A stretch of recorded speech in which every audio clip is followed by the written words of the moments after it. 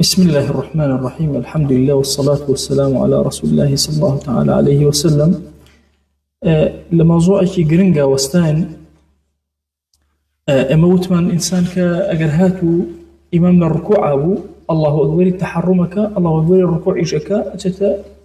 لا إمام أمد الله أكبر كم يعني واجب لسري هرب بك دوم يعني سنة أجلنا شيكا قينا يعني يك الله أكبر كن يجاك دا بس دعاء يكسر رشد فبي الله أكبر دوم هالدروسة أجر هر نيتي هردو كان هنا شوف أما بيشتر قاعدة يوم بباس كذن هند جار فرض وسنة بك وكؤبته قيل الله أجر هردو كان هنا ما نفل كيبو أنو سري فرض كيبو أنو سري يعني يجاك دانا بس تبو أبيتر بس أو بابته غلطة بو غلطة بنياتي أو قيل لسرشي لسر مسألة فقهية ترى مسألة فقهية ترى شونا كسيك زكاتي لسرة 5 درهم زكاتي لسرة الله خواه يعني أما 5 درهم زكاتك مو خيرج به تطوعج به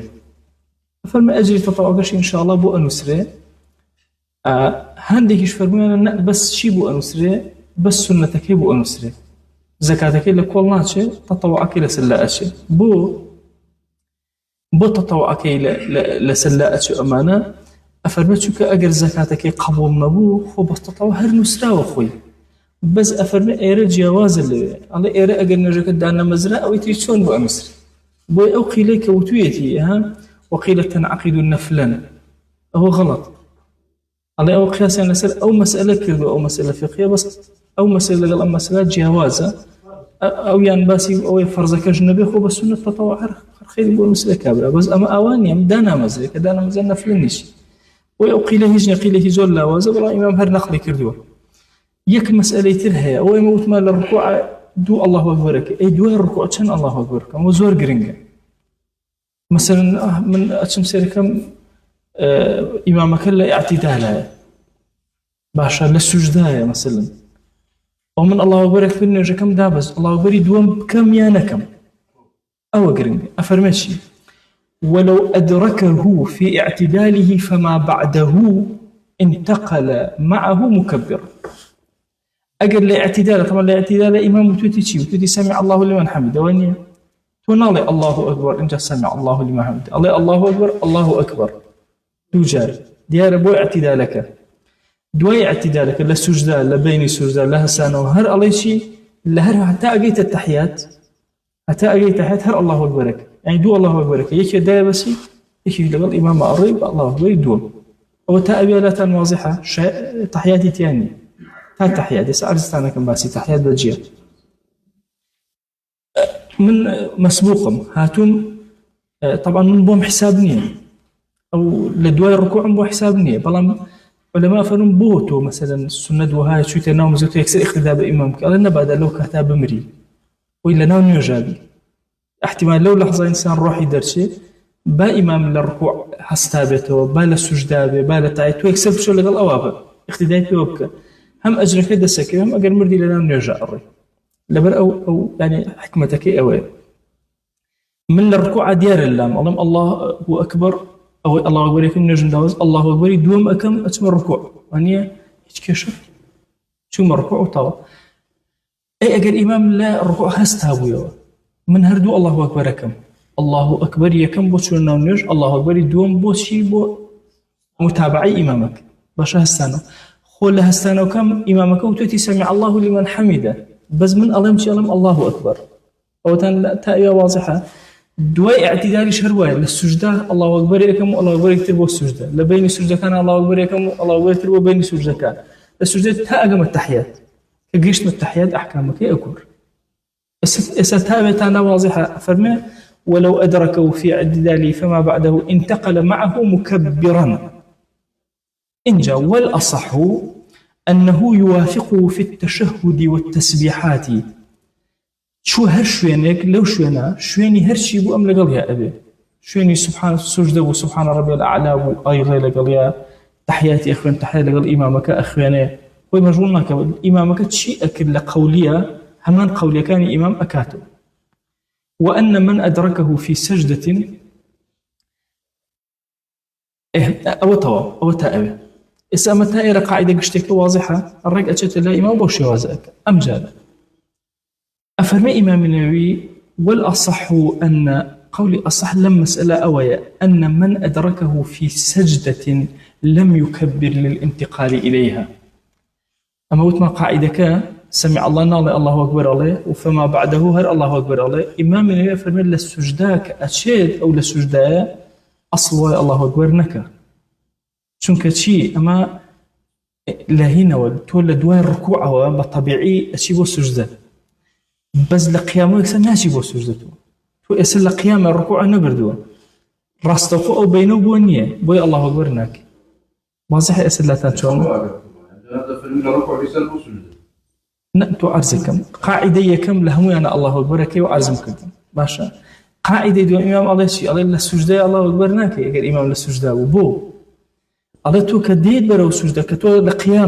لقيامه إنسان راسه والسجدة نروى لو بين الركوع تيك تو ركوع أبريني بويا الله أكبر ناكي يكسر التحاقك بإمامه لدواء التحاقك والله أكبر كان تو السنة تسبيحك وتسبيحاتك كان وتهيك الله أكبر كي بودا بسمو ببيعوتني الله أكبر أشي والسجدة كلا قال إمامه دواء الله أكبر دواء موسى متدسبيك بس أولا لا واضحة قول أصحك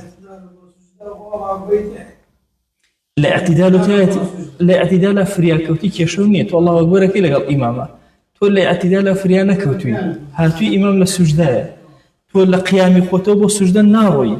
ويا إمام أفرمي الله أكبر ناوي لو بينه يسأم ديارة مقياسي عقلية أفرمي لم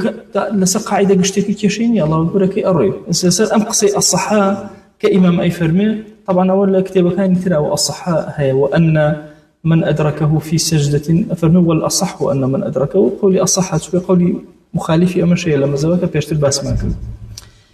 كوابو إسا أما أو طو أفرمي وإذا سلم الإمام قابل المسبوق مكبرا أو تائرة دروس واضحة إسا تائرة أما ينسر مسألة شيء سر مسألة تحياتك من اعتيادي أو ده سبب الإمام للشيء تحياته أي من الله أكبر كم بو تحياتك يعني الله أكبر ناكم بو تحياتك جاري للسر وبخوار وسباسكم لخواري شو الله سيتو هر أحكامه هي أفرمي شيء أفرمي هر تحياته بوتو محسوبة الله أكبر بو أكي بوتو محسوبني الله أكبر بو ناكي طبعا بعادتي قاعدة قشتك أو بعادتي كتو للسر ودي إمام لنا تحياته خطو بوتو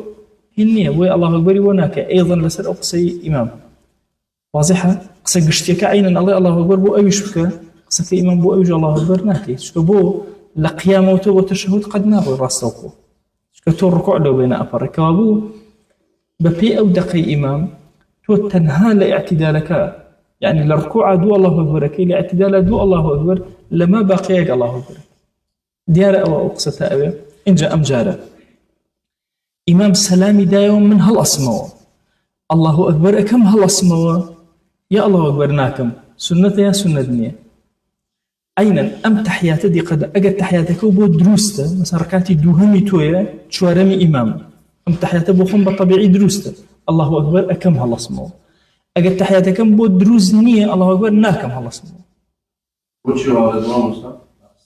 الله أكبر إني نا تو أرزكم أسمن لركاتي يكم باش منيك الله أكبر كم هلا اسمه تاسروا بس الله أكبر كم كل التحيات دانش الله أكبر ترناكم هلا اسمه بيت دو الله أكبر شو أوركاته من محسوب نية واضحة شو التحيات جو من محسوب نية والله ما أجد تحياتي تياب خير دو الله أكبر كم خم طبيعي نيجي طبيعي توازن لما بينه فنيجي طبيعي واضحة نيجي غير سوى لا واضحة ويدوم بوي أهانسي يسعب في خم ويموسي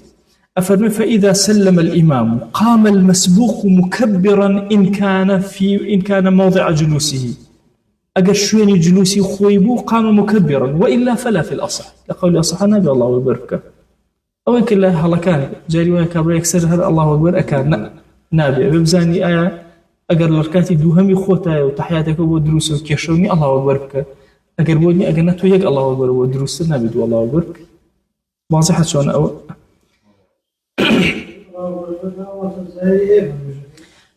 طبعا اما زرك الشيء او قولي صحيح على دروستك يشيني اللهم ان الله اكبر كيشيني او قاعده كيف يشوك ارزم كذا او قاعده قشتك او قولي صحيحه بس اما بدوي اصحها اقدر باشترين ئێمە ناتوانین هیچ عیبادەتێ بخەینە ناو نوێژەوە کە نەبێ. من ناتوانم ئەڵڵاهو ئەکبەر زیاد کەم لە نوێژە کە نەبێ. طبعا بۆ ئەهلی عیلم مەسەڵەن ملاحەزە و شتێکی وردە، ئەوەڵام ملاحەزەیەکی جوانیشە. ئەزانین من یەک سوودم لەمە بینیوە، ئەزانین ناهێڵێ خەیاڵە بڕوا ڕواکەن، یعنی هەرچی هینی خەیاڵە هەمووی نەکات، چونکە تۆ مێشک لای ئەڵڵاهو ئەکبەر بیکەم لێکەم بۆم قبوڵە بۆم قبوڵ نییە. ئەزانین بڕواکە ئەم بابەتە فقهیە وا لێ ئەکا خەیاڵاتە ناڕۆ، فکر ناچێ ئەم لەبۆدا، ئەگەر نا 50 جا ئەڵڵاهو ئەکبەرەکەی ئەگەڵ لە خۆین. تەواو ئەو بابەمان تەواو، الحەمدولillah بابی سەڵاتی جەماعە تەواو. یەینە سەر بابێکی تر، ئێمە ئەفەرمێ هیچ ئینسانێک نییە لەسەر زەویا سەفەر نەکە، هیچ ئینسانێک نییە. بۆیە شەریعەت یەک بابی تەواوی داناوە بۆچی؟ بۆ سەفەری ئینسانەکە. اینجا حتا قسە هەیە لەسەرەوەی ئایا ئینسان ئەسڵتیایە سەفەرە یا ئەسڵتیا ئیقامەیە. لە هەندێک لە عولەماڵان ئەسڵ لە ئینسانە سەفەرە، ئیقامەتی ئەسڵ نییە. بەس بەعوم لە کتێبی فقهیە ئیقامە ئەساسە، باشە سەفەر فەرعە. بۆیە نوێژێکمان هێناوە باسێکماندا بزاندووە، باسەکە لە شەریعەتە زۆر بە وردی نظامی بۆ دانراوە، سەڵاتی موسافر. سەڵاتی موسافر ئێمە لەناو سەفەرە دوو شتمان بۆ هەیە، هەم نوێژەکان جەمعکەین، هەم نوێژەکان کورتکەینەوە، هەم قەسر و هەمیش جەمع. ئەفەرمێ ئینەما تقصر رباعية مؤدات في السفر الطويل المباح. كم نوێژە کورت ئەکرێتەوە، یەکەم نوێژەکە بێت شواری بێ، کە بۆ نوێژە سیانی دوانەکان ناکرێن، نوێژی مەغریب و بەیانی قەسر ناکرێن، کامە قەسرەکرێ بێت شواری بێ، واتە نوێژی نیوەڕۆ عەسر عیشا. مؤدات باشە، ئەم نوێژەکە ڕوباعیە، ئەدایەتی کاتی خۆیەتی، نە قەزایە، ناچین نوێژی قەزا لێ بکەیتەوە دوو نە، نوێژی خۆیەتی کاتی خۆیەتی. في السفر أبي شرطكي تريج للسفر أبي الطويل سفركش أواني سفري كرد به مش تأثيرون روشت بي سفري طويل باشا المباحي سفركش مباح به، حتى أفرمي مباحي مكروه يجبه، مباحي مكروه أفرمي هشتا أتواني قصريتياك. طبعا ما أحكامي 5 من هي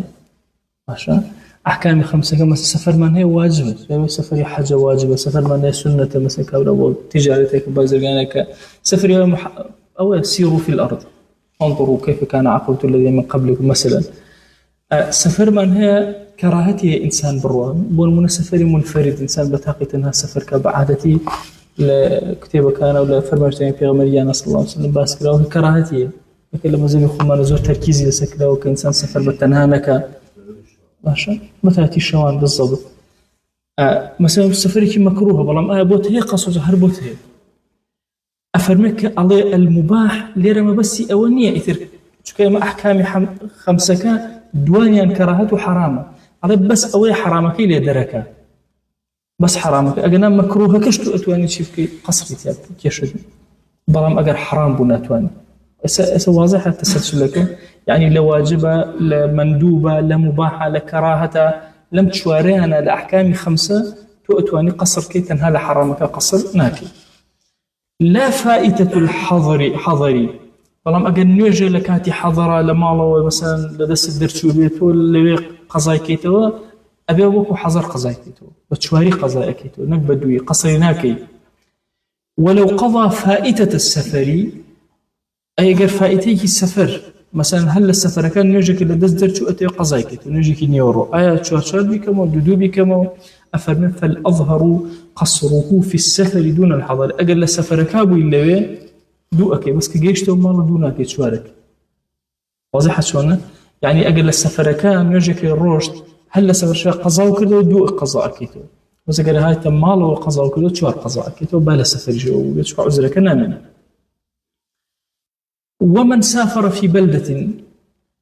اما اللي كيو زور جرينجا اما الله سفري طويل اما زي خمنا بهشتا 1 كيلومتر مثلا تحديد كرا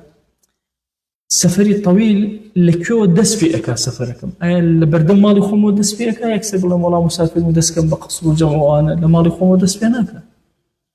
بدايتي سفرك اللي كيو دس في اكا بدايتي سفرك فرمين فأول سفره ومن سافر من بلدة لشارك وسفره فأول سفره مجاوزة سورها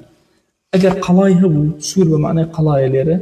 بنوتان أو شون قلايا للشاركة أفرمن بداية الدرشون لقلاك لدرجة قلاك إذا توبته بس مسافر حسابك لي بس خدي سورك بانيتي شيئا بوسافر هشتا مسافر نيت تقريبا ويبغي وزور بالسيطرة ليكي نادين سباسي أكا بمالكان وأوانا بمال وباخ وأوانا كتجاوزك تجاوزك إن جاء فرمين فإن كان وراءه عمارة سور هي قلاك هي لدوا قلاك شو قوربو الشاركة يشتى مالي تردرز بو أفرمي فإن كان وراءه عمارة اشترط مجاوزتها في الأصح تنهى بقلاك كفايدناك أبي أو مالانش تجاوزك بل منبينا في الشاركة كان قلايها ولير كسي مالي لنا وقلايها ولير أبي قلات أي لقلات هذا درو مسافر حسابه وهو مالا شارع حتى لها وليلة تجاوزنا كبزمان الإخوان باشا حلوة مسافر حسابناك بداية سفركي دس بيناك بداية سفركي اللي بدس بيك ديار أول إن جاء إمام من أفرمي الأصح لا يشترط والله أعلم أفرمي قولي أصح أولا سور قرنك تراها وكو بنا شكا أمد شوارتي ويشارك دياري أكا بوي أفرمي أوانيك لنا وقلاتا شوينك أقر قلاي هو أصل أواي لقلاك هات نخور ويا حسابك فلما كان عشان نقش تخلص جاري لقلايا لهولين بس هولين ما هي قلاي كفريش ما هي أكلر قلاش ما هي بقى أبو عمارتك للسورة كالدرس تو باشا إنجا فإن لم يكن سور أقرأكم هلبجة قلاما أنه ماشي بكني حالي ماشي أفرمي فأوله مجاوزة العمران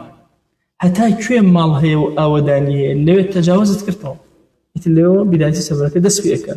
للخرابي بلام كم مالي رخاو يا مالي دور ليكتر والبساتين باخو تا سيروان الرؤس وأنا حساب ناكري ديار سوانا والقرية كبلدتي رق أقل لاديك شاب مالت رق وكو شارع جورك واي لاديك وسنور لاديك شو تدري مسافر مثلا كسي مالي لبريس هات أخواره تو إثر بوي هي لو دس فيك مرجني بيتنا وهلا بزول هلا بزنا طب مسافرك يدس فيك خوي أوي يكين من هي يك إشكال من هي لو سنوري بلدي حسابك يا عمارات سنوري عمارات حساب سنوري بلدي حسابك ويتايفا عمارتها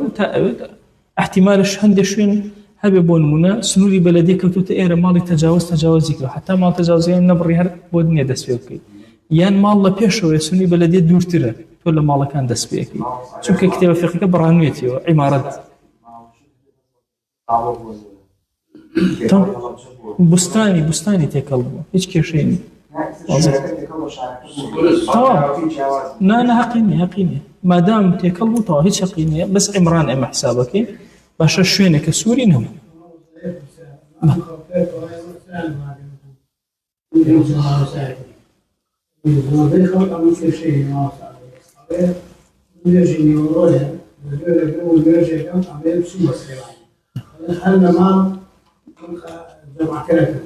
هو دروزني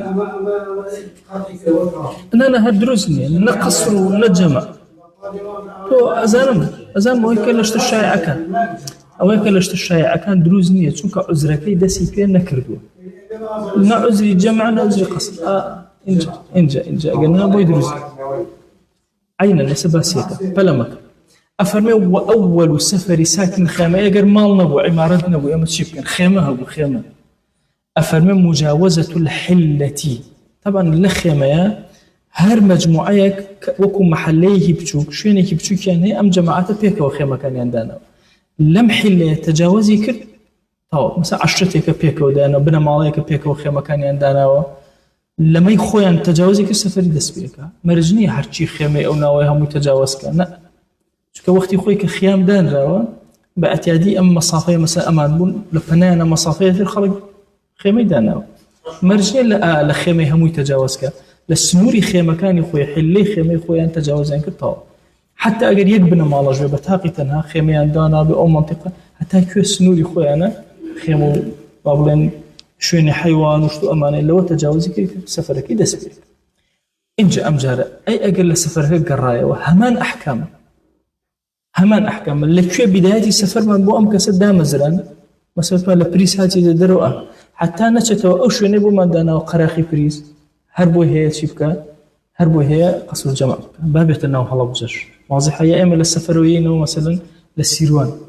ئاعتیادی ئەتوانێ ئینسان ئەو بکە چونکە هێشتا داخل بە ئەوە نەبوو داخل بە هەڵەبجە نەبووەتەوە بە ماڵەکانی هەڵەبجە نەبووەتەوە ئەتوانێت لە خورماڵ لێو ئەچێ بۆ خورماڵ ئەچێ بۆ هەورامان دوای ئەگەر حتا هەر بۆ هەیە قەسرکە تا ئەگاتەوە سنووری بەلدەک واضحە عمرانەکە بۆی ئەفەرمێ فإذا رجع انتهى سفره ببلوغه ما شرط مجاوزته ابتداء هرچی لأول قرار من داوە کە تجاوزکە لە حدی سەفەرەکەی دەست پێەکە حتا ئەوێ ئەگەڕێتەوە اینجا سەفەرەکەی تەواو ئەبێ و کۆتایی بە قەسر و جەمعەکەی ئەهێنێ. موضوعێکی تر هەیە ئەگەر ئینسان چووە سەفەر چەند ڕۆژ قەسر و جەمعەکە ئێمە سەفەرەکان دوو شێوازن سەفەرێک ئەزانم کەی ئەگەڕێمەوە سەفەرێ نازانم کەی ئەگەڕێمەوە ئەگەر زانیت کەی ئەگەڕێیتەوە لە 4 ڕۆژ تەجاوزی کرد لە ناو سەفەرەکە بۆ دنیا قەسر و جەمعەکە ئەگەر زانیت کەی ئەگەڕێیتەوە مەسەڵەن من ئەچمە هەولێر سوور ئەزانم 5 ڕۆژ لە هەولێرم بۆ منی قەسر و جەمعەکە ئەو انتهى نیەتی ئیقامەم هێناوە چونکە ئیقامەی 4 ڕۆژ زیاتر هێنا لە هەر شوێنەکە تۆ مقیمی ئەو شوێنێ بۆ دنیا قەسر و جەمعەکە ئیلا ڕۆژی ڕۆشتن و ڕۆژی گەڕانەوە لەبێ ڕۆژی یەکەم و ڕۆژی ئەخیر سلاتان واضحە چۆنە فکرێکە ئەی ئەگەر نەمزانی لە مەزەبی خۆمانە تا 18 ڕۆژ بۆی هەیە قەسر و جەمعەکە چۆن من نازانم کەی لەو شارە دەرەچم چوومەتە شارەکە بەڵام نازانم 2 ڕۆژە منەوە سیان ئەمێنەوە چی نازانم ئیشم هەیە و ئیشەکەم تەواو بوو ئەگەڕەوە کەی تەواو بوو هەندێک فەرمان ئەبەدەن لە مەزەبی خۆمانە حتا لەو شارە بمێنێتەوە مادام هەر نیەتێتی ها بڕۆم بگەڕێم هەر قەینەکە هەر قەسر و جەمعەکە واضحە مادام نازانێکەی نیەتی ئیقامەی 4 ڕۆژ زیاتری نییە حتا 4 ڕۆژ کێشەی نییە تەڵەن بە ڕۆژی هاتن و چنەوە ئەکاتە 6 ڕۆژی ڕۆشتنی یەکەمی ڕۆژی ڕۆشتنی گەڕانەوەی ئەوە 2 4 لەو ناوەڕاتە 6 واضحە لە 4 زیاتر ئیقامەی لەو شوێنە کردەوە نانە بالضبط طلبەی داخلی کە ڕۆشتەوە بۆ ناو داخلی ئەگەر 4 ڕۆژ زیاتر لە ناو داخلیان مایەوە بووین مەسەڵەن 5 ڕۆژ بەڵام ئەگەر 4 ڕۆژ مایەوە 4 ڕۆژە ڕێک هەر قەیناکە کەمتر قەیناکە قەسر و جەمعەکە هیچ ئیشکالی ئەبێتە 6 لە ئێستا عەرسانەکەم اختلافێکی تیا لە مەزەبی خۆمان لای سبوکیوانە سەفێتە نه ئەوە کاتێکە کە نیەتی ئیقامەی 4 ڕۆژەکەی نەبێ نەزانێت کەی ئەگەڕێتەوە کە زانی کەی ئەگەڕێتەوە نیەتی ئیقامەی هێنا ئیتر بووینە قەسر و جەمعەکە بە هیچ شێوازێ ئێستا ئەوە تەواو جا ئێستا لەسەر کتێبەکە عەرسانەکەم چۆن ئەفەرمێ وەلەو نەوا ئیقامەتە 4 ئەیام بمەوضع لە هەر شوێنێکە لە سەفەرەکەیە قەراریە 4 ڕۆژ لەو شوێنە بمێنێتەوە انقطع سفره بوصوله گەیشتە ئەو شوێنە سەفەرەکەی قەتع بێ بوصوله بەس گەیشتە شوێنەکە مادام نیەتی هەیە 4 ڕۆژ تەواوەتر بووینە ئیقامەکە وەکو ئەچوێتەوە ماڵی خۆی ولا يحسب منها يوم دخوله وخروجه على الصحيح لسر قول الصحيح روجي داخلبون وروجي درشوني وحساب ناكري يعني روجي داخلبون أو حساب ناكري روجي درشوني حساب ناكري لدواء أو مثلا 4 روج زياتر بالريال إذا 5 روج بمينة وطول بس أقل حفتة كسيك طلبي داخلي وأمانة أكري يسيك جمعان وشمان مثلا دوامني وانيا أو 5 روجي روجي كشي وسفر الروح واضح أقل بشرت مثلا حتى أقل شمش سفر كاد برواته باشا هيشتها ممكنة أو هرقص وجمعك بشرتي همو حفتة بقرته بس كل يوم ما يلاقي اسمي داخلي بالطاوة جمعان نهاتو يتربوين دیارە ئەوە چۆنە مەسئلەی تر هەیە لێرە زۆر گرنگە بەلامەوە ئایا لە 4 ڕۆژە ئێمە چەند نوێژەکەین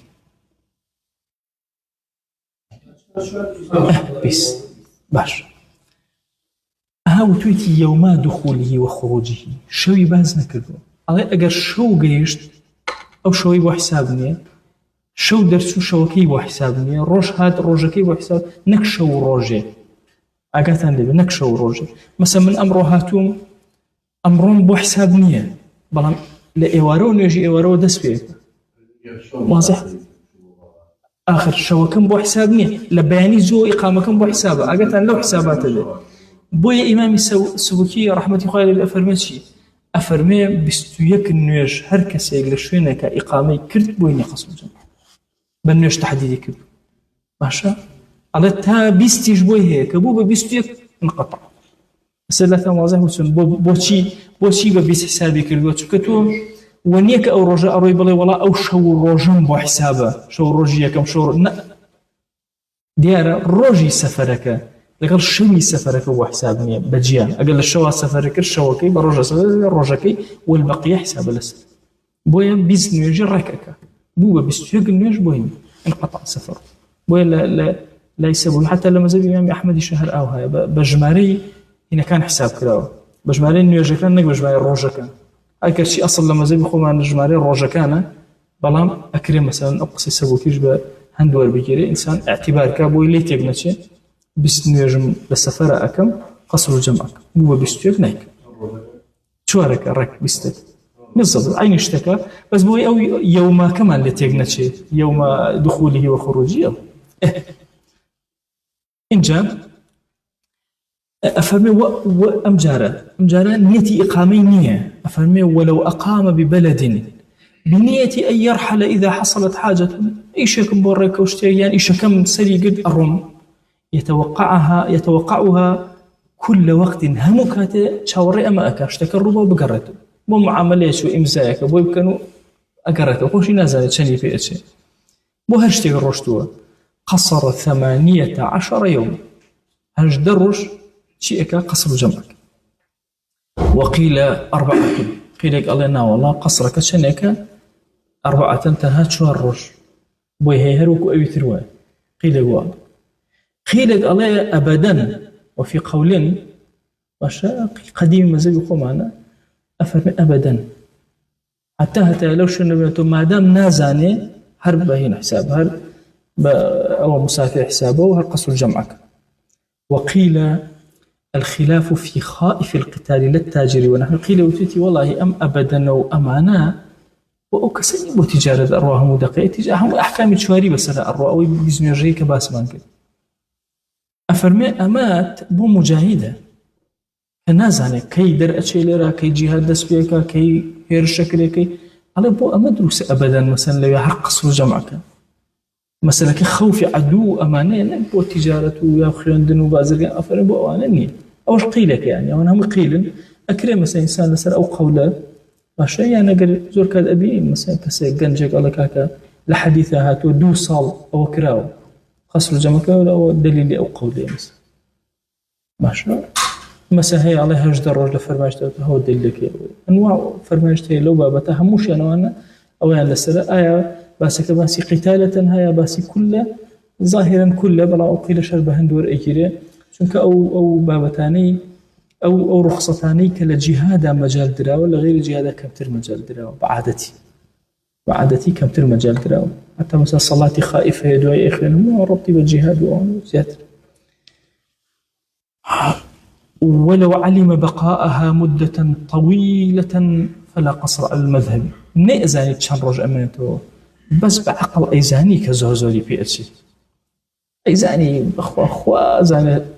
شنو لو تصاري كذا يشون بونا كرابة توقعك زوبوي بكري ماشا بلام بجماني أغلب يظن أخوي أوايا كاك درين زوري في أشي نيتي إقامة شينية احتمال شدقية تربوي بكري وقرته أفهم فلا قصر على المذهبي بس الأصلي مذهب أوايا كقصرناك أم كسر وكو إقامة نرجع كان يجيب جيك أو باشتر لا مخالفني أميان أغلب ظني يعني علمي وهايك أمينته زور أمينته بس نازانتش أزاني الزمن يكي زور لم سفر أمينته قصر لك باشتري إجا كان يركب مؤداتك ورخصتك أو لا وهايك رخصتك لك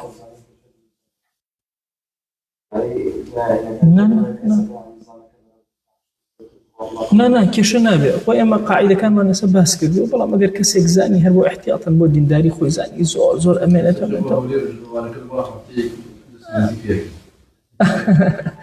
اگر زاني زور امانته قصر نكا باشتر او لا، وان الصلاه كان من كتاب موقوته وحركات النيش كدائره واصلك او لكاتب كل شيء خو بالترتيب خو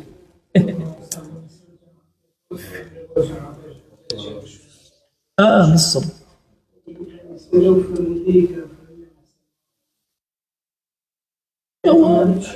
أزاني شي أو زور قصير السنة باب بقينا جمع بتفصيل أرسانة كامل. إمام عمر رضي الله رحمة خوي لنا هرش كز لزمني خويا قصري بلا سبب كذا بالدركي لي أدا قصري بلا سبب دريه هو بارك الله شيء أمني هو باشا هشي أميرو كتاوي فلاقي كذو باشا هرش كز جمعي ببيع أزري بكذا بولي أدا. إمام الترمذي أفرمي يك حديث نية همو علماء متفق بالنسر أوي عمل بمضمونك إنك ناكري إلا أو حديثا أفهم عمل بمضمونك ناكري همو علماء فرم متفق بس بو ببيع عذر چونك أوا أزاين شون عموميتك لدينا هي هرشتك بيتشواني أو عموميته به علماء جرب بملاحظة سيئة كانت أما ما حديث من هي السندي الصحيحة باشا بلام عليك خفيه باشا قبول ناكري لبر متنكي أفرمهم علماء متفقين أو حديث قبول ناكري لبر متنكي علماء قدامها هي علماء تازو تقينا قالوا تساهلات بس برسالة قديمة يقدان النيوت والعذر حتى أفرمون أو فرمايشتان لشوينك روايتك باسي شيئك باش مطر وخوفك يعني أفرمك ليش كان أديت وهميا إلا يشداني كان نقصانا باشا بلا عذر ويفرمينا دروسنية وقولك الشاذة لنو بابون علوم عمومي فقهي إسلامي دوات بتفصيل لنا سيلة باسي فايشي هذا صحيح به صحيح ومتنك يشي فيناك دواي باسي جمع كين بس الله الشارع من وانا بس قصر أما أحكام قصر باسكين دو أحكام الجمع إيش باسكين أحكام الجمع قصر نزيك الليك ولا السفر وأنا بس هدي ملاحظات على سفري كرتها مثلا أكل جمع مكرنا أكل قصر بكري يعني جمع أهون ترى وآسان ترى أكريتا وكوتشيتا وقصر طبعا جمع بو نخوش أكري وسفري كرت أكري دواي باسكين بالتفصيل ما بين سر جمع أو كان روج سير روج للسفر بإسراعات وقصر الجمع للشوارج هر تابيز نيجك كبو بسيوق نيجك طب نيكا باشا كزاني مثلا زاني بسيوق روج بسيوق نيج لمشارع أمانته وسي نيج لمشارع أمانته بقصر الجمع كان رجال لكاتي خويا جلجل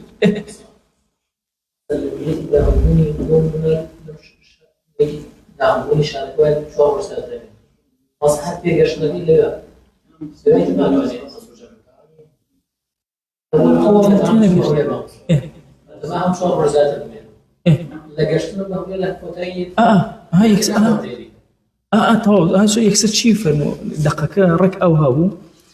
انقطع سفره بوصوله لقى الجيش سفره قطع وكو شوين شون اللي ربقات مثلا قراخي هلا بزوجة قطع الرق أو جيش قراخي شاركته وكو تايفيه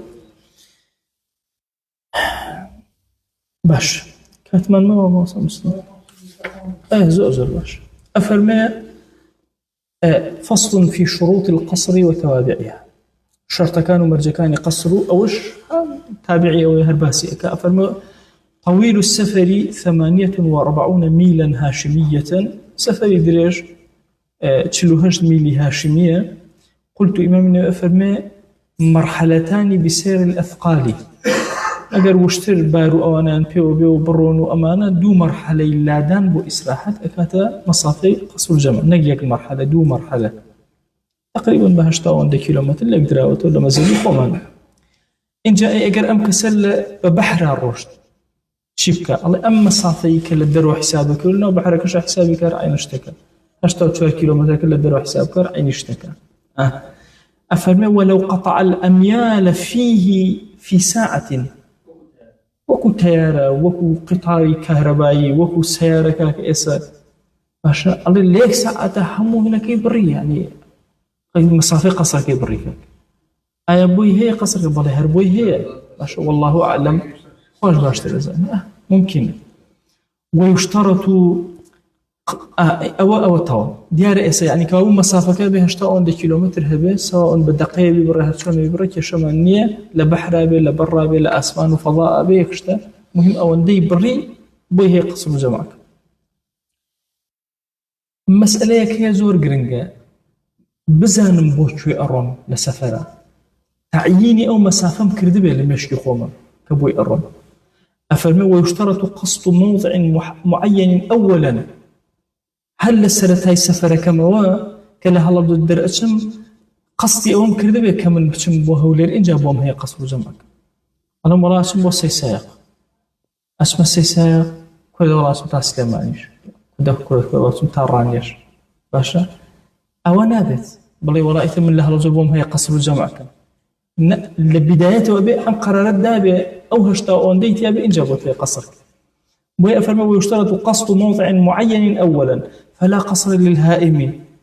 كسيك هائمة بأقع حال أروى وإن طال تردد أشياء وحمو روجة كزنا زاني لكوية مصافي قصر جورة بوين قصرك الله كابراي بياني هاتبو دروا لمالوا الله وتوي تائبي أروم صمونتان بوين بمنالك لكاتو رفيقي كيبي وتوي أو خيرا ولا تائبي أروم تيبونا يبو سليمان ولا قال لي الرشتو الله اللي قصرشتيان كردو تي والله رفيقي ما يبو الراني بونا سي وراني الله أمنا البتوين صموني أولا الله اللي الرجل ده دوسي الرجل أكوات الموبايل نبو الله قران بدوية دوزيانا وركاك توتشي صمون بيني أمان أو هائمة أشعر الرانيته وقت يقول لدي كم ملاتي ما كركيا كونا لنا أبو ناقرته يعني كروجة ناقرته شهر الرعا فعلانيش وهابو يعني الروج لا فوه استهل ولادي ما الله كين رخا خلقي لدي كبو يعني شاكر دو أمانو أي فدي زوج خنزر وش حضر دو وهاتو تيبو الله شوي والله يقرا شو الله كان رقواس وشيرته دروس كرامو أجا أو مسافيوتي هائم أفرمي هائم بويني قصرك وإن طال تردده بدر إجبته حرب الرابرة تابغ أجبره ولا طالب غريم وآبق يرجع متى وجده كسي قزاري كسيك قزارك الرأيك دوم يشوف دواء أقرر يا آبق عبدي آبق أو عبديك لسيدك رأك لسيدك رأك يتر أم سيدة أشياء بدواء أقرر نازاني ونازاني لكوية وشيو أوان لو أشياء لسيساغ بيقريته لو أشياء لعربت بيقريته يعني مثلا كابرا غريمة قزارة أم شويني كوتوه كاز نازاني لكوا إقريتو إيهنتو باش أخو إزاني باش ديك أخو شاكي الله بنا مالك وأنا أخوي نشاريته واني يتر أما بويني قصرك بوشو كنا تعييني شويني نكردو هر أروى هو احتمال مصافي قصر بروا بس هر بويني قصرك شو كتعييني أولا نكردو أفرمي لا يعلم موضعه ما دام شوينكي نازاني باشا يتر عبد آبقك يتر غريمك أشي بدوا أقرأ بويني قصرك ولو كان لمقصده طريقان أجر دور رقامان هو رقايك السريع من هي رقايك بطيئش من هي رقايك دور من هي رقايك بنزيكي أجا أم هاد برقا دور كان روش بلام لمصلحتنا لبرو أمين تربو خوش تربو رقاك بما أبو بمسافة قصر بكرتكان أبو قيناك ما دام مصلحتي كتير بس تنها لبر خاطري أو إنه يجري قصر كابدريجة كابرو نابت واضحة شلون جاري واحد تنها لبروي يجري قصر كا أسر رجاك دورة قريت بر عليك أسمهن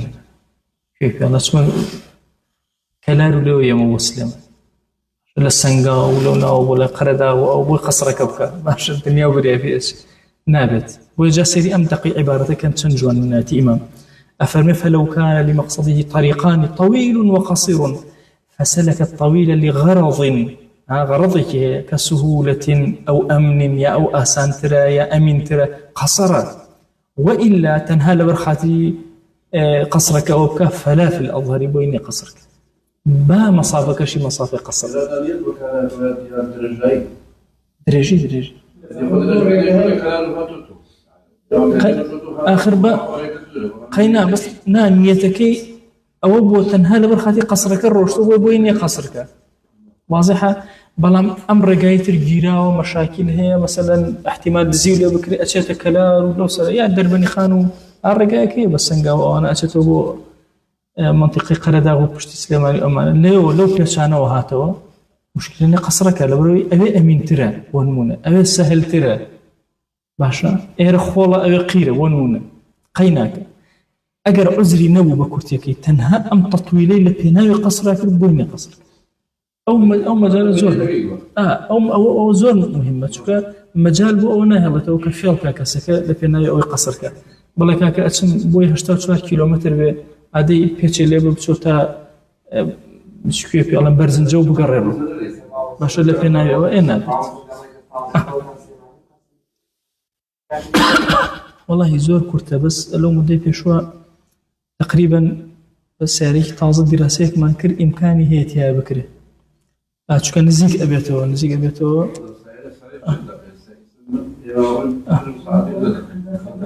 تۆزە ڕێکەمان بۆ هین بۆتەوە بۆ کورد بۆتەوە بەڵام بەهینەکە بە کیلۆمەتری ئەو سیارە بێت نازانم کیلۆمەترەکەی غەڵەت بوو چونکە من جارێتر کردی بووم 60 شتێ بوو ئەو جارە کردمان لەگەڵ ئەوە تقریبا وازانم 91 هین دەرچوو مەجالێکی تیا وتیمان سەود لەو تارێکە باسێکە وتوتە قەسەر ناکرێ وتی وەرە با تاقیکەنەوە کەچی وا دەرچوو وتم كورة فرتوفيالي تيانا بأم سيارة وتي بقاتيان تازة كريمون تياني ويشترط أو اشترط ولو تبع العبد مسألة يشترمان هي كسب مسافرة خوي قصدي هي بلام أتباعي لقلايا أتباع كان نازن بوشي أروح سرقافل أزاني اتجاهي شوية ئەمانی کە لەگەڵیان نازان ئەو بۆ کوێ ئەڕوا چی ئەکا چۆنەکە بەرنامەی چیە بەرنامە لە یەک کەسە هیچ پێیان ناڵێ ئەڵێ نای خۆی لێبێن با بڕێن نای خۆی لێن ئەڕۆن بۆیان نییە قەسر کرد ئەمە حاڵەتە لە چیا دروسە بێت لە جوندیا دروسە بێت لە ئافرەتە خێزانە دروسە بێت لە عەبدا دروسە بێت طبعاً عەبدیش ئەوها لەگەڵ سەیدەکەی ئەڕۆ نازانێت سەیدەکە بۆ کوێ ئەڕوا مەبەستی چیە مەرامی چیە مهم ئەڕوا أفرمي حالتك أوا دروس بو ولو تبع العبد أو الزوجة أو الجندي باشا مالك أمره أو كسي كسر فرشتي أكشويني كود في السفر ولا يعرف مقصده ناجدنا بوكيو أروى فلا قصره بويني قصرك فلو نو مسافة القصر أي أجر هاتو خوان بو خوان نيتي خوان هنا كروتين إن شاء الله تأوي أروى نيتي قصر يعني هنا بەڵام نازانن ئەفەرمێت جوندی بۆی هەیە غیری ئەوان طبعا جوندی دوو جۆر جوندیمان هەیە جوندیە کە ڕەسمیە ناوی لە دیوانە دانراوە جوندیە کە ناوی لە دیوانە دانراوە بە درێژایی تاریخی ئیسلامی دوو جۆر جوندی هەبووە کە ئەنەماها لە مەخێران متەطەوع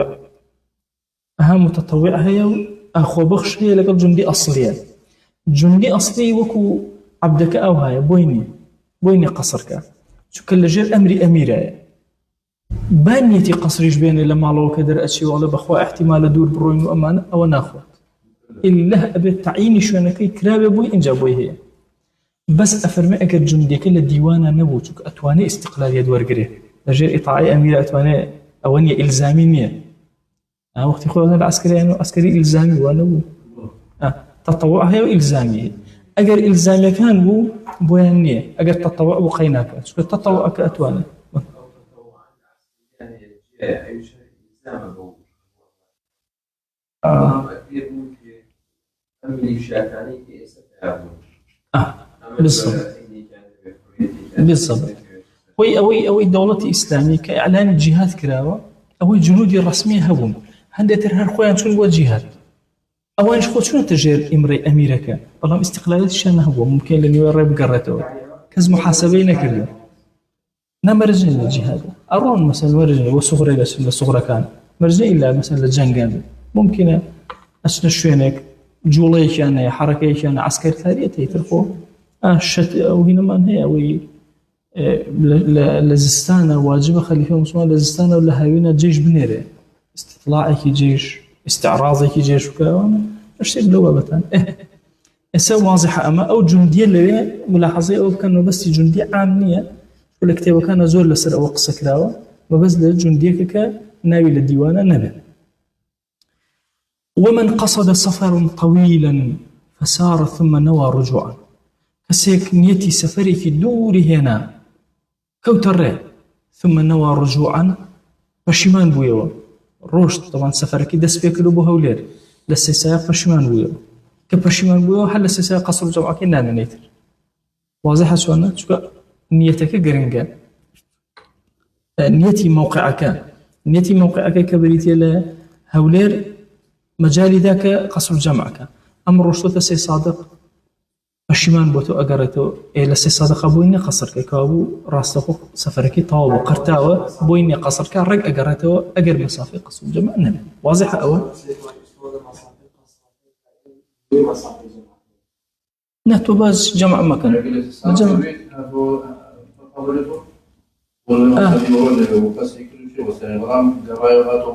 ئەگەر نیەتەکەی کەوتە دوای قەسرەکە بەتاڵ نابێتەوە بس كنيتك قطع أبو يتربويني قصر كأبن يجني وربع أسايبك ومن قصد سفرا طويلا فسار ثم نوى رجوعا انقطع فإن سار فسفر جديد أي قد ويهم بشمان بو هاتو توزا أم لا يسيسايق لا يقول خانو أمان كوي وتكرا والله الشيطان بلعني باب رو وهولير سفركي اللي هو دسبيئك نقل هلبزو واضحة أقل لي وبكاته هشتوى إجابوه هي بالضبط لێو دەست پێ ئەکا نەک لە هەڵەبجەوە ئەو کاتە بڵێ وەڵا خۆ لە هەڵەبجەوە لێوە نیەتی سەفەرەکە لە نیەتی سەفەرەکە بۆی ئەفەرمێ فسفر جديد أو سفرێکی تازەیە حسابی تازەی بۆ ئەکرێ ولا يترخص العاصي بسفره أو كسيك عاصية بسفركي هر خولي سفركي گوناهباریە مجالی وی پێ نادرێ قەسڕکە باشە ئەو کەسێک کە عاصية بسفركي كآبق وناشزة وكو عبدێکی ئابق طبعا أم هنا مزور بيجرينجا أذن أحكام شرعية لمسألة عبد أوانا راستا إما زور شريعتي سامي هول دوا عبد آزاد قبلهم عبد شيء إلزام كدو بياسا كانوا شكا أم كاس الدولة من والشريعة دائما سيد الدولة من فقير شكا أم كاس أم عبديك ريو باري سرف كدو أوي كدو إلزام بو أم عبد بإطاعي سيدك واجب ولا سيد بإطاعيك نابي اللي راكا بويا عبدي آبق سفرك سفري معصيته راك للسيدك آزادي أو شريعة بويدانا وبتشي آزادي براك الدنيا أتواني بشي مكاتبة كأخوي بكرته كاسبي كأخوي بكرته كابرا باري سرب كدو تياي باري أخوي بداته برا بنمونا كابرا سوين أخوة آزادي أكا طلاق أخوة نازم زهار أكا شيكا ها ودو دوانا هموي رقاي آزادي شريعة بودانا لو التجاوز كقناه بارا بويا أهبقيان أفرتك ناشيزي لقلها بسركيان عينا أو سفراني كسفري معصية باش بويا أني قصر جمعك ولو أنش لا بنتكراو عبدني بنتكراو أتوانيه بتأتي أجر ظلمي لكرابي وأنا حتى أتواني باراك أرض الله واسعة فتهاجروا فيها أتواني هجرتك أبره تأتي أم سلاطيني أم زمنه مصيبتي فلو أنشأ مباحا ثم جعله معصية لأصل سفرك مباح وتيجي توزع بازرقانية كم باشا للريا أصل سفرك هيج كشيء للريا نيتي قرا هي باشا من بونس من الربا لفلان كزور كلام مثلا قرز بالربا ورك إن سفري هو سفري معصية أو كاتا فلا ترخص في الأصح بأصلك شيء مباح به ما دام كدي بعصيان طواب ولو أنشأه عاصيا شو الربا ورك للريا وتكر الشيطان بلعن الديو والله هناك توبة كرت باشا فمنشأ السفر من حين التوبة سرتاي سفرك اللي كيو توبة كده اسمك اللي يدس فيك اللي هو هشتغل أو عندك كيلومتر ومثلا إجابوا هي قصرك بكاو أهون أوشتها مسألة يشترمان هي هل لو قصتها طبعا هم تقريبا لما تركيز زورت لسر لسر نيتك نيتي شوينك أم نيتي خدي نيوجك أفرمل نيتي نيوجك أبي نيتي قصر بينه يكيق لمرجكاني أويا بدوي متمة ونيجنك كسيك كان يجاك الطواء بكامل إيكان أم بدواي ولو للحظة لما زي يخو ما يك لحظة نقدر ما زي يخو ما أويا إجماع لمسألة يك لحظة لبشتي أم كسوه بو كمتمة ولو للحظة راس توخوئة الأبيت شوار الركاكي يكون نابي قصرك بوي أفرمتشي قاعدة كآوايا ولو اقتدى بمتم لحظة لزمه الإثم إتمام يك اللحظة يك شركة اقتداء كبكسي متم أبي شواركات كنابي أهوبك نابي دوبك. ولو رعف الإمام المسافر إمام كان مسافر كشين بس خلي لوتي برد واستخلف متما لدواء نفر ومتي ورا بيش أو متمة شوارك أو اللحظة هيك ها أتم المقتدون أو أنا كلا بشتو با مسافر من إختام المسافر وكذا ما دام يك لحظة أم كست شو بيشوا بو بهيد بو إمام يعني متم بو واجب لسيان كأبي أن يجكن طاوكا. وكذا لو عاد أجد وايش هاتوا أم يخسوا شيء خوي بيو بإمام باشا شو كمان قولك قديم مذهبا عزم كذا كإمام كروش هاتوا أن يجك سلم يدس فيك إتمامك باشا قولك لما زي بيخو أنا قديمك على إتمامك وأنا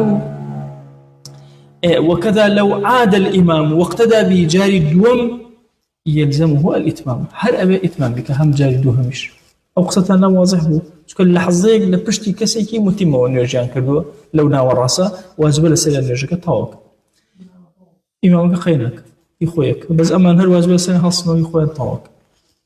فني بيها إمامك باشا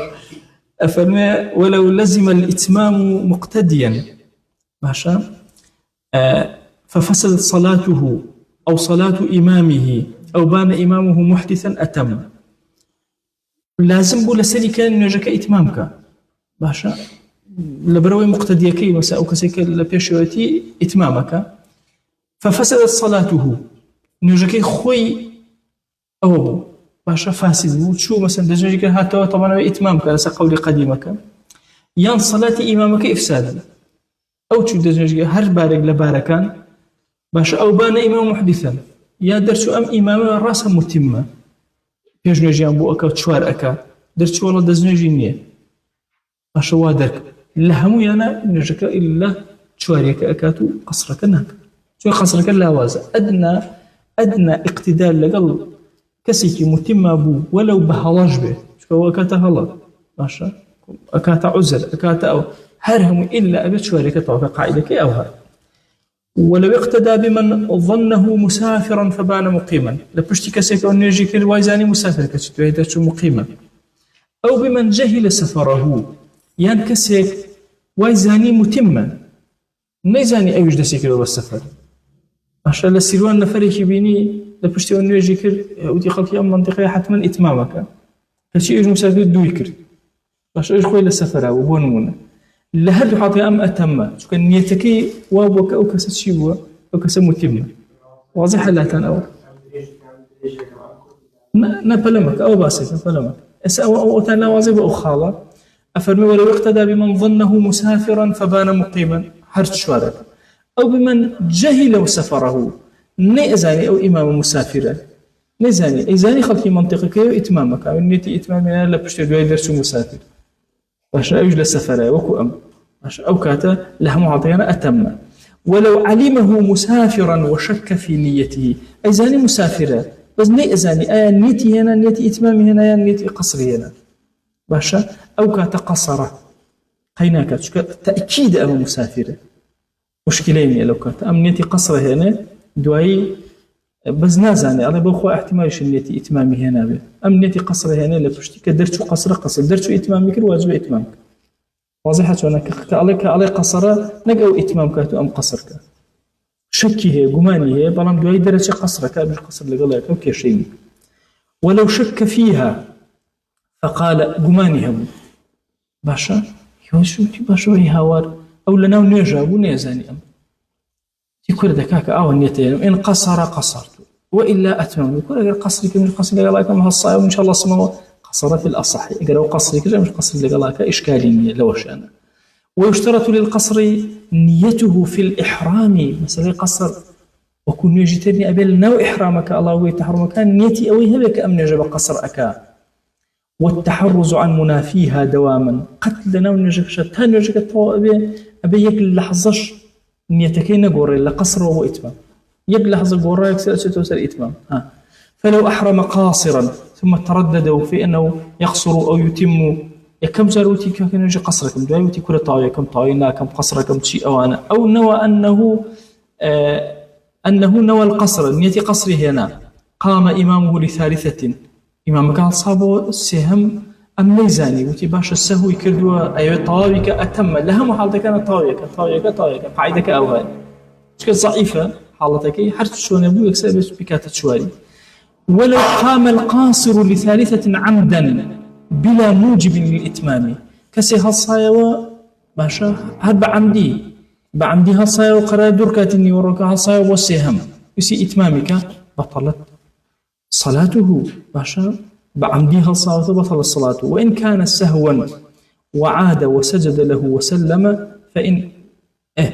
طبعا بو قام القاصر لثالثة هالصايوة قصر أكا بعمدي هالصايوة بلا موجب هجي أويك جنبو باشا موجب يجنبو بو إتمام موجب يجنبو بو الطوابك باشا النيتي هنا باشا تو قصرك هيج هرب عمدي لخويا وهالصايوة كانت هنا هي زيادة بويا لأنه جيك بطال أبيته والله وإن كان سهوا بس هو هالصايوة رجع قرأته شويني خوي وسجد له سجد سهو شبا سلام جألاته فإن أراد أن يتم عاد ثم نهض متما نقب عمدي هسيته أو أنا سيركن أو عمدي كان هيج موجب يقنية واضحة بس أم شيئك أم هل صايوة غلطي كرت كل دبا بك ما إتمام نابت أبي بقرته نية أهينا هلصته نية أهينا هلصته عمدنا كلا قال أما جوازي شيء أم نيتي إتمامي هي أو نيتي إتمامي شنو هو الساوت بوين يرجع بطالبته واضحة شونا أفرمي ويشترط كونه مسافرا في جميع صلاته لهمون يرجع مسافر به نيتك نقول بإقامة لنا ونرجع أو خيال الرشد والله قرار يا تشور رج بينته يا سير رج بينته له للن يذكروتي والله بينز رج من قصرك ونما أبي واجب إتمامك ديار شونا أفرمي ويشترط كونه مسافرا في جميع صلاته ولو نوى الإقامة فيها يعني في الصلاة لنا نرجع أو نيته هنا أو بلغت سفينته دار إقامته يعني بس سفينة هاتو الركاتي زي سفينك أبلنا نرجع جيش قراخي شاركي خوك يتربوينية أتم لهم يعني نرجع طاو أكاد شواري كان نجيب طالنا بتواري كانت شواري طاو كوتا موضوع إيش جرينجا إما لسفرة قصر كين باشترى يعني قصر نك إما من أفرمي لسفرة إما دوشت من هي الرجوع من هي نيرج من هي لنيرجا رخصتك ورقري باشترى قصرك للرجوع رجوعك بقري باشترى رخصتك ورنقري باشترى وأن تصوموا خير لكم شو القرآن فرميتي واضحة شو عزيمتك ورقري أفرمتي والقصر أفضل من الإتمام على المشهور إذا بلغ 3 مراحل إما وثمان لمرحلتين بوهي قصرك أجر سفرك دور بوجيش تسير مرحلة باش زياتر لو حد كذا داوا حتما أفضل تيا قصر باشا قينا ولو للحظة بلحظة طارق هوا بردتي بوه زمان السليمان قينا حر قصر بوه دروس أيواني جاري والله اسمه قال عنده علم من الكتاب وأن فرق في علم الكتاب بشرط كان التوبر دائما حربوه قصر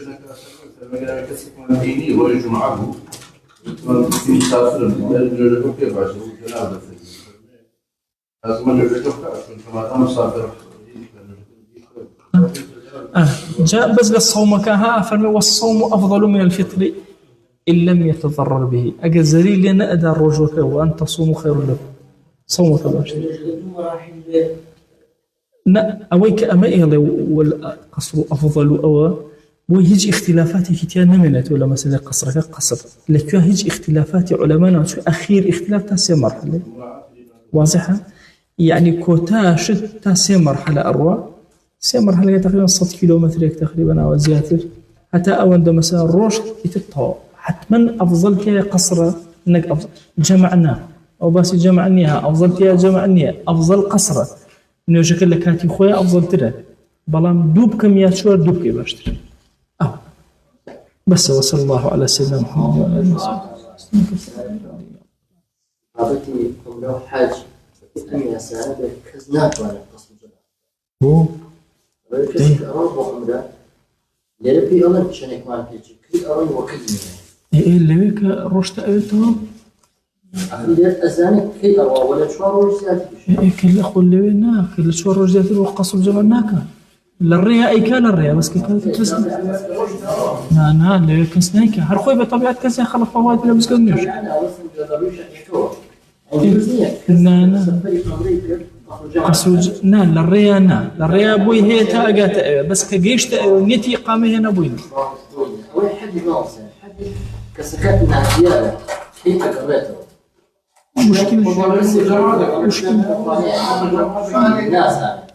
مشكلة بس لهند شوينا هر جمع كرا ولا مثلا حجة كدوي باسية والتفصيل اللي أنا هرب الجمع كبكري بس قصرك أو هاي واضحة إثر مرججنية عمرها مو بوشي وازب ما صار جماعتك لا هولير أو دوستان بالرشتبون تنها السيروش عمرها كلها هذا هموي بس سفرك شو علم سلتا ولا هموي سيروش شنو عمرش يقولوا هذه الدنيا سريعة هو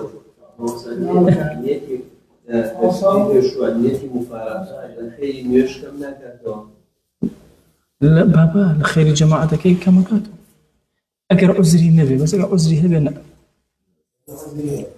لا مرجني أقرأ هيج عذري النبي ونيتي مفارقية أنا طبعا أجي جماعتك كما كاتو خوي جماعات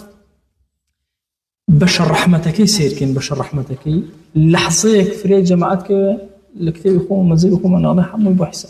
رحمي زور وأنا لا نعقوبك سيركن مثلا الله يمكنك أمان شوار كعاد لنا جماعتها أبو أمان شي وأمان يقرأ كعادو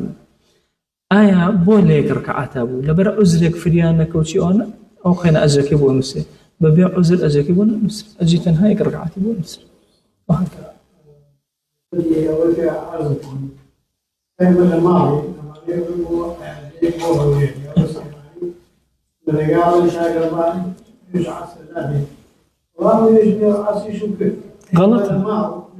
غلط أو يشوف لوش تاني زور غلط أو فتريك زور أو أكرا زور باسي أو موضوع أكرا وزور بلام عرزكم أو طبعا يكل غلط زور شائع كان لما سلي جمع بهيش يوازي جمع لما هناك حتى أكيد إنه سفرك حتى فرما يشتكان كأفرمي مثلا جمع مانك يا قصر مانك مدينة مالي والديار بوم بس أويا كل سفرك هابون طبعا من جسم السيلوان هيش تهلا بجمع اللي وديار جمع جدس بيئكم دبروا باشترين حلبوا أواني كسفر أكن اعتيادي لما لو دزنون جاكري للرئاسة سيارك لا أدري إنه كان يجيب جيك أو كاتا نيورو عصر بيك وبكبر هيك إشكالي كنا من أجرنا لقرانوشة ما صاون بيرنج لقرانوشة هل أو هاي كابرا للسفر كان مثلا جمع كنا كيتو لما زي يقوم معنا نرجع كان قصاي مثلا يتو ماله الله تأخيري كم يتو لماله تأخيري شيء يفوتوا عذرك النما دهني كان رجع فوتوا بقضاء ببيكت واضحة شون لم سري شو لو سري شو همانا وإشكال دروسك سليماني أذان السوري قالوا أصل قينا نانا أو قينا بس أجني وروي تأخير كل سليماني بو عصر جيشته هلا وجني وروي فوته جمع كيبوني اشترط شوال أولاد ريال تقريبا يعني هي النية قصر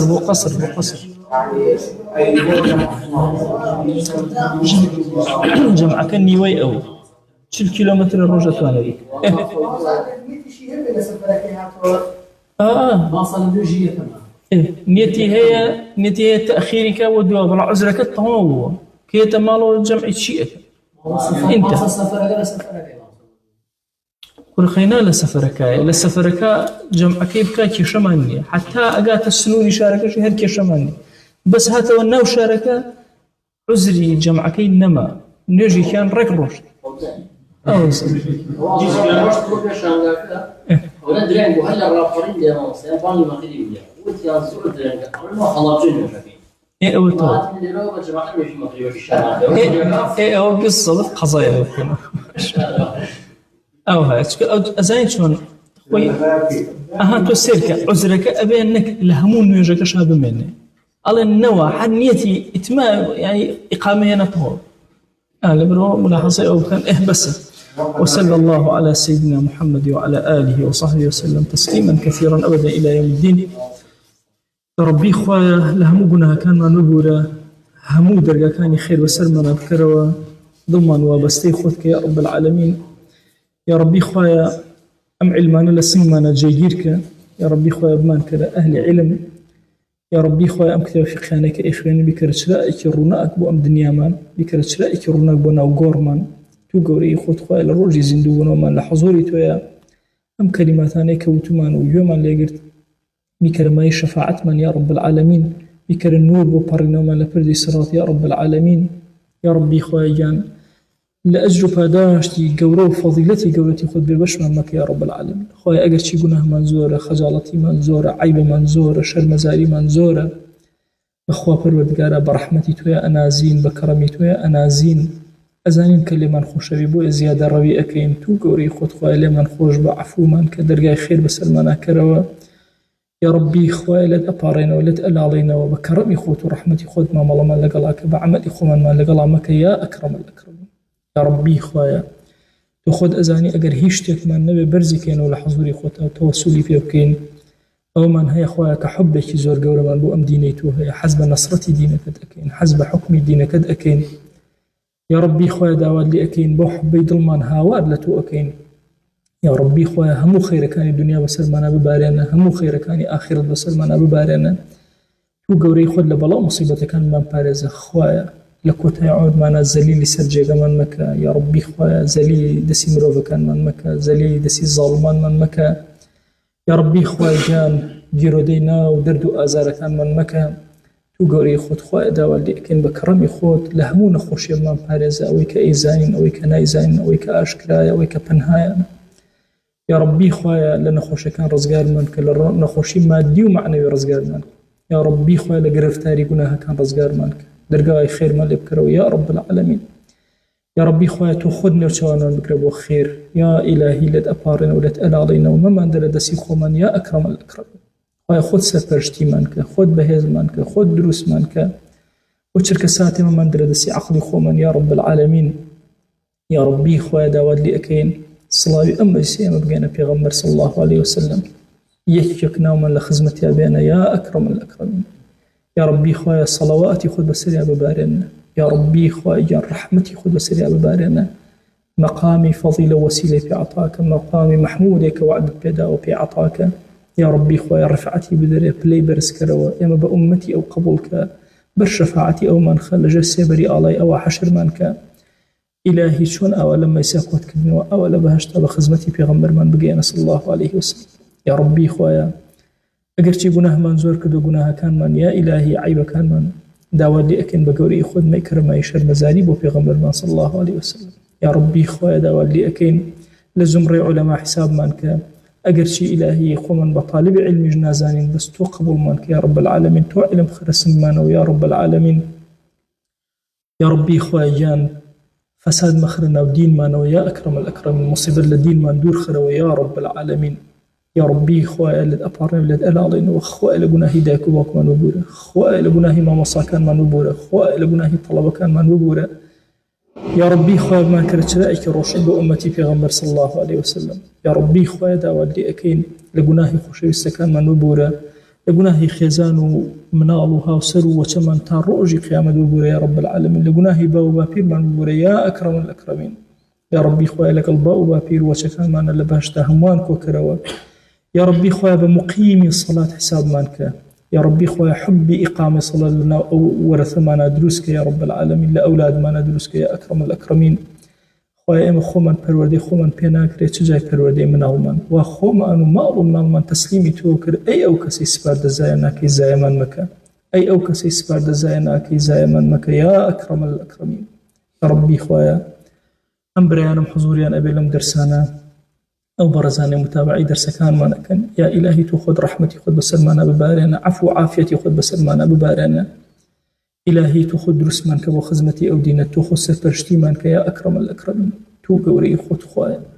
أو اندحل من بدري محتاج حرام منك يا رب العالمين لحرام من بارز يا أكرم الأكرمين. خوايا لها مشتكى لحرام من بارز يا رب العالمين. يا ربي خويا لد أبار ولد ألاضينا والرحم بأمتي بيغمرك صلى الله عليه وسلم خويا رحمة مسلماناني جيهانك خويا رحمة مسلماني سوريا بك رحمة مسلماني فلسطين بك رحمة مسلماناني الصين بك رحمة مسلماناني روسيا بك يا ربي خويا لهم جيهانا اجتهادك زوج ولا مسلمانان هي خويا رحمة مسلماناني السودان بك يا رب العالمين يا ربي خويا درجة كان خير لأمتي في غمر صلى الله عليه وسلم بكرة خويا أم فتح شام يا إلهي بكرة فتحك بهم أمتي إسلامي وأهل السنة والجماعة يا رب العالمين آمين آمين والحمد لله رب العالمين وصلى الله على سيدنا محمد وعلى آله وصحبه وسلم تسليما كثيرا أبدا إلى يوم الدين ويقول لبناه من الشيوخ بوري خالما قبولك وخاجزة باقي يا ربي